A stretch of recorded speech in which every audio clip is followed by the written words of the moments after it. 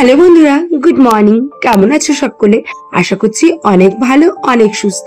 সবাইকে নমস্কার জানিয়ে আজকের ব্লগটা কিন্তু আমি এখান থেকে শুরু করলাম।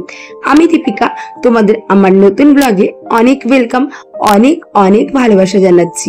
আর আমরাও না বেশ ভালো আছি। তো এখন বাজে কিন্তু ঘড়ির কাঁটায় ওই 8টা মতো। আমি কিন্তু সকালে ঘুম থেকে উঠে বাসি কাজকর্ম সেরে একদম স্নান করে ফ্রেশ হয়ে নিয়েছি। আসলে তোমরা জানোই বেশ কয়েকদিন হলো, আজকে ওই 4 দিন মতো হলো আমার শ্বশুর মশাইয়ের বাৎসরিক কাজ কিন্তু হয়েছে। তো বাৎসরিক কাজ, একটা বাড়িতে কাজ হলে তোমরা সবাই জানো যে অনেকটাই কিন্তু এক্সট্রা পরিশ্রম আমাদের হয়ে যায়। আর যেহেতু আমাদের মধ্যবিত্ত ফ্যামিলি, আমাদের ইনকামের উপরেই কিন্তু আমাদের সমস্তটা দিক ভেবে চিন্তে চলতে হয়।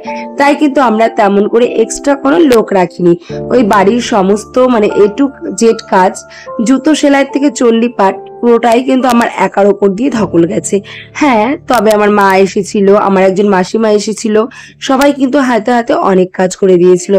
আর সেটুকু করাতেই কিন্তু আমার শরীরটা একটু হলেও বাঁচোয়া। আসলে সমস্ত অনুষ্ঠান যাওয়ার পর যার মানে ওপর দিয়ে একা ঝড় যায়, সেই বোঝে তার শরীরের পরিস্থিতিটা ঠিক কেমন হতে পারে।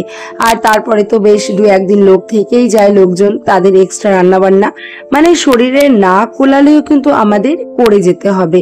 তেমনই একটা ব্যাপার আর কি। তো আমার শ্বশুরমশাই বাৎসরিক কাজের পরেও 2 দিন খাওয়া দাওয়া চলেছিল বাড়িতে, লোকজনও ছিল, মারাও এসেছিল। তো এই কারণে কিন্তু আমি কোনো ভিডিও বানাতে পারিনি। আর সত্যি বলতে না, শরীরের পরিস্থিতি প্রচন্ডই খারাপ হয়ে গিয়েছিল। মানে আমি যে ভিডিওটা করে সেটা এডিট করব, তারও কিন্তু কোনো ক্ষমতা আমার ছিল না। তবে সেই রেশ এখনো যদিও কাটেনি, তবে আস্তে আস্তে তো স্বাভাবিক জীবনে ফিরতে হবে। সেই কারণেই কিন্তু আবারও তোমাদের সামনে চলে আসা। তবে তোমাদের সঙ্গে কথা না বলতে পেরে আমার কিন্তু একদমই মনটা ভালো ছিল না। সত্যি ভীষণ মিস করছিলাম তোমাদের। তবে প্রত্যেকের ভিডিও কিন্তু আমি দেখেছি, অন কিন্তু আমি ছিলাম, নিজে ভিডিও করিনি, তবে সবাইকার পাশে কিন্তু আমি থেকে গিয়েছিলাম। যাই হোক, অনেক গল্প করতে করতে কিন্তু দেখো সকালের সমস্ত ঘর যে গোছানো, ডাস্টিং, ক্লিনিং, মোটামুটি ওই এতদিন তো পরিষ্কার করাই হয়েছে, তবু ওপর থেকে যেটুকু করার আর কি সেটুকু করে, আর টুকটাক যে সাদা জিনিসগুলো যেমন ধুতি, বিছানার চাদর, ওগুলো সব কেচে কুচে দিয়েছিলাম। আর দেখবে একটা অনুষ্ঠানের আগে যতটা পরিষ্কারের কাজ থাকে, তার থেকে বেশি খাটনি কিন্তু থাকে ওই অনুষ্ঠানের পরে। কারণ যত বিছানার চাদর পাতা হয়, যত যা কিছু করা হয়, সব কিছু কিন্তু আবার সুন্দর করে পরিষ্কার করতে হয়। এই 2 দিন তো মানে যেমন ভাবে সংসারের কাজ, তেমন শরীরটাও খারাপ, আর তেমনি করে কাঁচা ধোয়া, সমস্তটাই কিন্তু গুছিয়ে নিয়েছি। জানি স্বাভাবিক জীবনে ফিরলে আমাকে আবার মেশিনে বসতে হবে, তখন কিন্তু এগুলো করার আর সুযোগ পাবো না আমি। আর সেই কারণেই যত কাঁচা ধোয়া বাকি ছিল সবগুলো কিন্তু করে নিয়েছি। আর এখন ওই বিছানার চাদর, তারপরে ধুতি, এগুলো সব ভাঁজ করে নিলাম। আর বাকি ছিল ঘরটা ঝাড় দেওয়া। তোমরা দেখবে সকালে যতই তুমি ঘর ঝাড় দাও না কেন, যখনই ঝাড় দাও না কেন, বিছানা গোছানোর পরে কিন্তু ঘরটা একটু বেশ নোংরা নোংরাই হয়।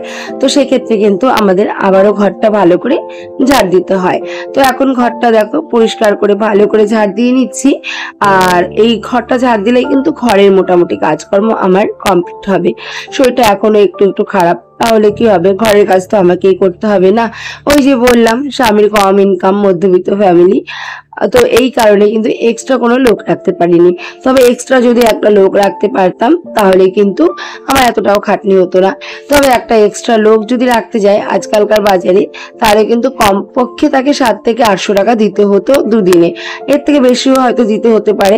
আবার সেই সঙ্গে খাওয়া দাওয়া তো আছেই, আর সেই সঙ্গে কিন্তু একটা কাপড় চোপড়ও তারা কিন্তু আশা করে থাকে। তো এই দিক থেকে আমি যেহেতু আমার শরীরের উপর দিয়ে সবটা নিয়েছি, এই টাকাটা কিন্তু আমাদের বেঁচে গেছিল। আর এই টাকাটা দিয়ে কিন্তু আমরা পরের দিন মাছ রান্না করে খেয়েছিলাম সবাই মিলে আর কি। আসলে আমাদের না এইভাবেই একটু বুদ্ধি করে চলতে হয়, কিছু করার নেই। কারণ এইভাবে বুদ্ধি করে চলি বলেই সংসারে কিন্তু অভাব, অনটন, টানাপোড়েন, এই ব্যাপারগুলো না অতটাও বুঝতে পারি না। ওই আজ আছে আজ খেয়ে নিলাম, কালকে কি খাবো সেই চিন্তা করলাম না, তাহলে কিন্তু অনেকটাই টানাপোড়েনের মধ্য দিয়ে যেতে হতো আর কি। তবে বুদ্ধি করে চলি বলেই সেই টানাপোড়েনটা আজকে এখন আর কি আমি বুঝতে পারি না। বেশ স্বাভাবিক জীবনযাপনের মতোই কিন্তু দিনগুলো কেটে যায়। তো আমাদের সেই সমস্ত দিকগুলো কিন্তু বাড়ির বৌদিরই বিচার করা উচিত, বা আমরা বাড়ির বউরাই কিন্তু এইসব বিচার করে তারপরে কিন্তু আমরা চলি। তবে অবাধ্য, সবকিছুর অবাধ্য হলে তো চলে না, সমস্তটা বুঝে সুঝেই চলতে হয়। যেহেতু আমরা অনেকটা সময় বা অনেকটা বয়স কিন্তু পেরিয়ে এসেছি, আসলে আমাদের এখন মাথায় অনেক দায়িত্ব যে এই টাকাটা থাকলে ছেলে মেয়ের পড়াশোনার পিছনে খরচা করতে পারবো, এই টাকাটা থাকলে হয়তো ছেলে একটা মায়না দিতে পারবো, এরকম কিন্তু আমরা চিন্তা ভাবনা করে এখন খরচগুলো করি। আজকে না একটু ইলিশ মাছ এনেছিলাম, একটু ইলিশ মাছটা একটু গায়ে নরম, তবে নরম হলে কি হবে, মাছটা খেতে কিন্তু ভীষণই সুস্বাদু ছিল। তো এটা সর্ষে আর পোস্ত দিয়ে রান্না করেছিলাম, দেখতে যতটা টেস্টি হয়েছিল খেতেও কিন্তু ঠিক ততটাই টেস্টি হয়েছিল। আর আজকে ইলিশ মাছটা ভেজে করেছি, তার কারণ হচ্ছে যে বললাম গায়ে একটু নরম, আর হালকা নরম মাছ কিন্তু কখনোই তোমার কাঁচা খাওয়াটা উচিত। আমরা যতই বলি মাছ কাঁচা খাওয়া, মানে ইলিশ মাছটা কাঁচা, তবে এরকম নরম গায়ে নরম মাছ কিন্তু কাঁচা খাওয়া উচিত নয়। এই জন্য কিন্তু একটু ভেজে নিয়েছিলাম। আর রান্না বান্না কমপ্লিট করে এখন দেখো চলে এসেছি কলপারে বাসনগুলো মাজতে। আর বৃষ্টি এ তো যেন পিছুনি ছাড়ছে না। বৃষ্টি ওই যে শুরু হয়েছে আষাঢ় মাস থেকে, এখনো যাওয়ার কোনো নাম নেই। খুব পরিমাণে বৃষ্টি হচ্ছে। রান্না বান্না করে অনেকটা সময় কিন্তু ঘরেই ছিলাম, মেশিন চালাচ্ছিলাম, তার কারণ ওই যে বৃষ্টি হচ্ছিল। তো বৃষ্টিটা একটু কমার পরে কিন্তু থালা বাসনগুলো ধুয়ে নিয়েছিলাম, আর এরপরে কিন্তু গ্যাসটাকেও মুছে নিয়েছিলাম। তো এইসব কাজকর্মগুলো করতে করতে তোমার দাদা ভাই বললো একটা ডিম ভাজা করো, করে তারপর ভাত খাই, কারণ ও হচ্ছে আবার ও নরম মাছ খায় না। তো আমি অতটাও বুঝতে পারিনি যে ও একদমই খাবে না, তো একদমই খায়নি, এই কারণে ওর জন্য একটা ডিমের অমলেট করে দিচ্ছি। ও কিন্তু এই ডিমের অমলেটটা দিয়ে খেয়ে নেবে। আর সেই সঙ্গে ডাল তো ছিলই মাস্ট, আমাদের ডালটা না বেশিরভাগ দিনই ডালটা থাকে, শুধুমাত্র যেদিন মাংস করা হয় সেদিন রাখি না। তার কারণ হচ্ছে সেদিন রাখলেও তোমার দাদা ভাইয়ের ভালো হয়, কিন্তু সেদিন রাখা হয় না একটাই কারণে, ওই ছেলেমেয়েরা খায় না, ডালটা কিন্তু নষ্টই হয়। তো যাই হোক, তোমার দাদা ভাইকে একটা ডিমের অমলেট করে খেতে দিয়ে দিয়েছিলাম। আর তারপরেই না আমাদের বাড়িতে দুজন অতিথি এসেছিল, তো তাদের জন্য আবার একটুখানি চা করে নিলাম। আর এরপরে কিন্তু গ্যাস মুছেছিলাম, এগুলো আর দেখানো হয়নি, তার কারণ হলো মানে লোকজনগুলো চলে এসেছিল, এরপরে এই ভিডিওগুলো করা হয়নি। তো ওদের জন্য 2 কাপ লিকার চা, দুধ চাই করতে চেয়েছিলাম, তো ওরা বললো, মানে মাসিমা বললো যে না দুধ চা খাবে না, তুমি ভালো করে রচা করো। তো সেই সঙ্গে এই যে গাটিয়া যে ভাজাগুলো, এগুলো নিয়েছিলাম, আর চা কিন্তু করেছিলাম, করে ওদের সঙ্গে চা খেতে খেতে বেশ জমিয়ে একটু গল্প করে নিচ্ছিলাম। এটা ছিল অনুষ্ঠানের পরদিন। তাহলে একটা মানুষ যদি বাড়িতে আসে, তাদের কিন্তু আদর আপ্যায়ন করতে গেলে অর্থের প্রয়োজন। অর্থ ছাড়া কিন্তু আজকালকার যুগে পৃথিবীতে এক পাও চলা যায় না। তবে আমরা গৃহবধূরা যদি বুদ্ধি করি, ওই যে সংসারে বিভিন্ন উপায়ে বুদ্ধি করে চলি বলেই কিন্তু অভাবে অনটনে পড়তে হয় না। তোমাদের তো আগেই বললাম কথাটা। দেখো আজকে যে মানুষগুলো এসছে, অ্যাকচুয়ালি আমরা আমাদের মধ্যবিত্ত ঘরে বা আমাদের মতো গরিব পরিবারে একটা অনুষ্ঠান গেলে কিন্তু ভীষণ নাকানি চোবানির মধ্যে আমাদের পড়তে হয়।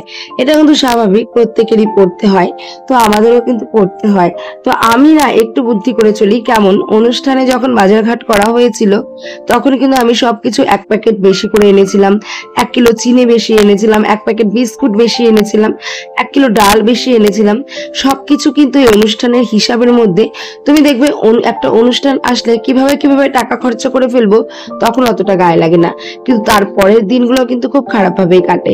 তো এই কারণে বুদ্ধি করে আমি মুদি সদাই যখন করেছিলাম, তখন কিন্তু বুদ্ধি করে অনেক এক্সট্রা সদাই এনেছিলাম।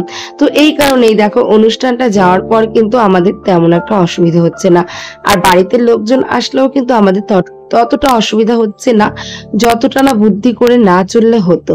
তো এই জন্যই বলি, শুধুমাত্র বাড়িতে অট্টালিকা বা রাজপ্রাসাদ থাকলে চলে না, বুদ্ধিটাও থাকতে হয়। আর সেই সঙ্গে কিন্তু মানসিক চিন্তা ভাবনাটাকেও ঠিক রাখতে হয়। তাহলে যদি সবকিছু ঠিকঠাক থাকে, অট্টালিকা বা রাজপ্রাসাদ না থাকলেও স্বামীর কম ইনকামেও কিন্তু একটা ভালো মানসিকতার পরিচয় দেওয়া যায়। আর আমাদের বাড়িতে যদি অতিথি আসে, কোনো অতিথি মানে হচ্ছে নারায়ণ, তাকে সেবা করা বা তাকে আপ্যায়ন করা কিন্তু আমাদের ধর্ম। তো মাসিমার মেয়ে এসেছিল, ওদের চা করে দিয়ে দিয়েছিলাম, ওরা চা খেলো, ওদের সঙ্গে একটু গল্প করলাম, তারপরে ওপরে চলে গেছিলাম সন্ধ্যা পুজো দিতে। মাসিমাদের বললাম তোমরা বসো, গল্প করো, তোমার দাদা ভাই ছিল, তো ওরা ওদের সাথে গল্প করছিল, আমি কিন্তু ওপরে চলে গেছিলাম সন্ধ্যাটা দিতে। তারপর নিচে নেমে এখন দেখো একটু ময়দা মেখে নিচ্ছি, লুচি বানাবো, কারণ মাসিমা চলেই যাচ্ছিল, একটা দরকারে এসেছিল, চলেই যাচ্ছিল। তো আমি বললাম যে ওরা বিকেলবেলা টিফিনটা মানে সন্ধ্যাবেলার টিফিনটা করে তারপর যাও। বেশ বলতে গেলে অনেকটা জোর করে রাখা হয়েছিল, মাসিমা তো বাড়ি যাওয়ার জন্য একদম পাগল হয়ে গেছিল, তো আমি একটু জোর জার করে রেখে দিলাম। তারপর রাত্রেবেলা একটুখানি কয়েকটা লুচি বানালাম, ফুলকো ফুলকো লুচি। আর সত্যি বলতে কি লুচিটা না আমি নিজে ভাজলে খেতেই পারি না, কেউ যদি আমাকে ভেজে দেয় তাহলে কিন্তু আমি খুব সুন্দর লুচি খেতে পারি, আমার ভালো লাগে লুচি খেতে, কিন্তু বেশ ভালোই লাগে। তবে ওই যে বললাম নিজে খেলে বা নিজে নিজে রান্না করলে ভাজলে ওই যে লুচির একটা গন্ধ, ওটাতেই না আমার পেট ভরে যায়, আমি আর খেতে পারি না। তো যাই হোক সবাই জন্য করেছিলাম, আমিও খেয়েছিলাম। তো ফুলকো ফুলকো লুচি করেছিলাম, আর সেই সঙ্গে করেছিলাম একটুখানি আলুর দম। আর সেদিন নিরামিষ ছিল, মাসিমার মেয়ে আর কি ঠাকুরের পুজোর জন্য ব্রত রেখেছিল, এই জন্য নিরামিষ ছিল। তো নিরামিষ আলুর দম করেছিলাম, আর সঙ্গে ছিল একটা করে রসগোল্লা। তো এটা দিয়েই কিন্তু ওদের রাত্রেবেলা খেতে দিয়ে দিয়েছিলাম।